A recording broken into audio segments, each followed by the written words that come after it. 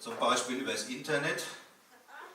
Da kann sich jeder jetzt heutzutage so einen Elite-Partner ganz einfach ein Paar schicken. Und das hat auch unser Mario gemacht. Der Mario hat über das Internet eine Dame kennengelernt, gell? Seine Traumfrau. Ja. Und Mario, wie heißt dann die? Lisa. Das ist die Lisa. Schön. Und wann kommt die mal, dass du so vorstellen kannst? Das ist wieder so eine Sache für sich, ne? Aha. Ich erzähle euch mal ein bisschen was, ne? Okay, erzähl uns die Geschichte. Wie hat das alles so angefangen? Ja, fang mal an.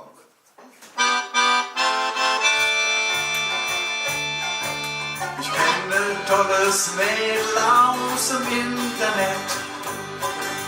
Die heißt Lisa und sieht super aus. Sie wird sich mit mir treffen. Gut bei mir daheim. Ich schreib mir, dass sie bald zu mir käme. Ich bin so nervös. Und wann kommt die Lisa? Oh, wer weiß.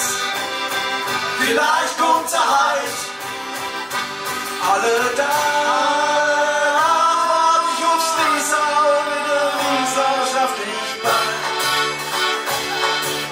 1000 Euro Vorschuss hab ich ihr geschickt, dass es sicher Fahrrad kaufen kann.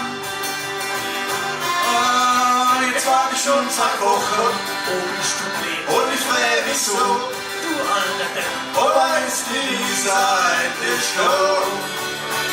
Ich bin so nervös, oh wann kommt die Lisa?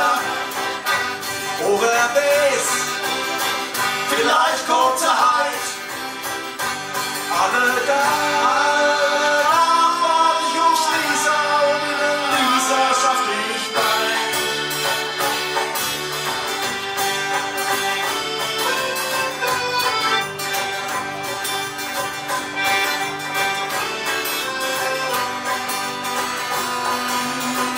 Das sind eure Vorschuss, hab ich überwiss.